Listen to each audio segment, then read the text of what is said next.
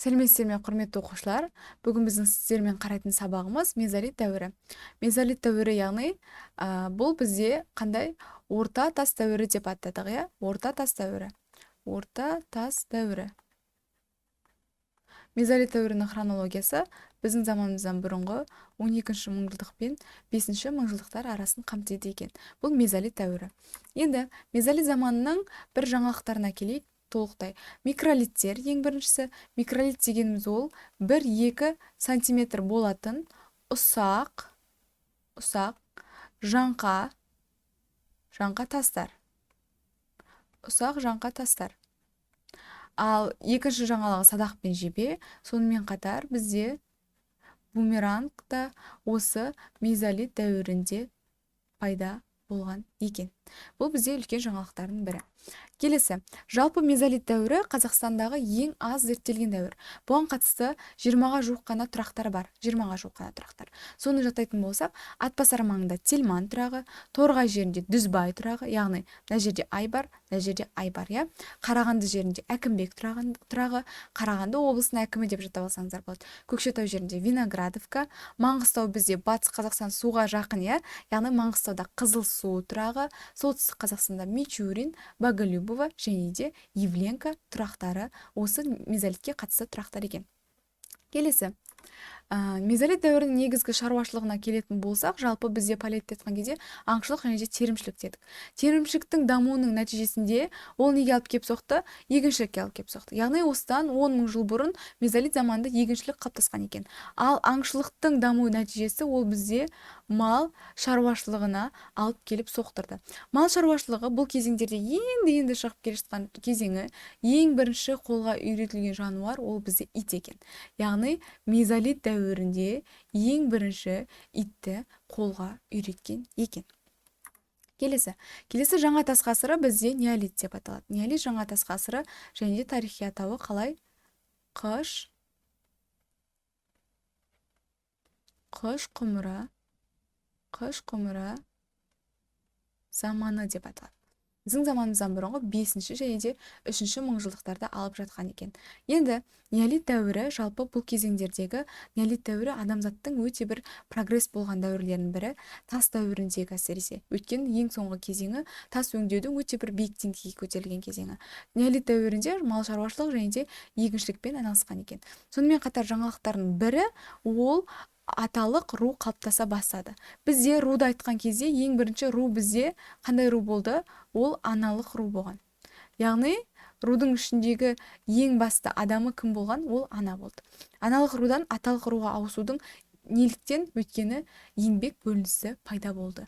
Еңбек бөлінісі дегеніміз не? Ол еңбектің бөлінісі әйелдердің жұмысы және де ерлердің жұмысы болып екіге бөлінуі.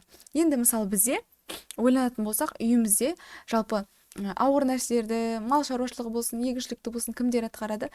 Ерлер атқарады, яғни әкелеріміз атқарады. Сол сияқты еңбек бөлінісінде ер адамдардың атқаратын қызметтері өте жоғары, олар көп қызмет атқаратын болғандықтан аналық рудан аталық руға қалыптаса бастаған екен. Ал толықтай аталық рудың орнауы ол бізде энеолит заманына тиесілі болады. Еңбек бөлінісінің де толықтай орнауы ол энеолит заманына тиесілі болады. Бұл кезеңдерде қалыптаса бастау уақыттары екен. Ерекшеліктері өндіріс шаруашылық қалыптасты, тас өңдеу биік деңгейге көтерілді, оның ішінде дәнді күштерді, тас теселерді, тас орақтарды қолдана бастады және де қыш құмыра жасауды үйренген екен. Келесі, енді бізде неолит заманының тұрақтарына келейік. Жалпы мына жерде бізде неолит дәуірінде солтүстік Қазақстанда Пенки тұрағы бар, Пенки. Шығыс Қазақстанда Усть-Нарым деген тұрақ бар. Орталық Қазақстанда Зеленая Балка, және орталық Қазақстанда бізде қандай қала бар? Қандай облысымыз бар бізде? Қарағанды, иә? Қарағанды. Оңтүстікте Сексеуіл, яғни оңтүстіктің өзінде қай жерде? Қызылорда жерінде Сексеуіл, және де оңтүстік шығыс бөлікке қарай, яғни оңтүстіктің өзінде Қара үңгір деген тағы бір тұрағымыз бар екен. Қара үңгір тұрағы. Қара үңгір тұрағы тоже көне тұрақтардың бірі. Бұл бізде неолит заманының тұрақтары екен. Қандай? Неолит заманының тұрақтары. Келесі дәуір ол бізде энеолит дәуірі. Энеолит дәуірі, мысалы біз тас дәуірі деп бөлдік қой. Тас дәуірі. Оны тас дәуірі неше кезеңнен тұрғыздық біз? Палеолит дедік, мезолит дедік, және де неолиттен тұрды дедік. Одан кейін тағы бір үлкен кезең қандай дәуір? Қола дәуірі бар. Қола дәуірі. Осы қола дәуірі мен тас дәуірінің арасындағы мынандай көпір сияқты болған дәуір ол энеолит дәуірі. Энеолит ғылыми атауы. Қола дегеніміз ол не? Мыс плюс қалайы. Мыс плюс қалайы.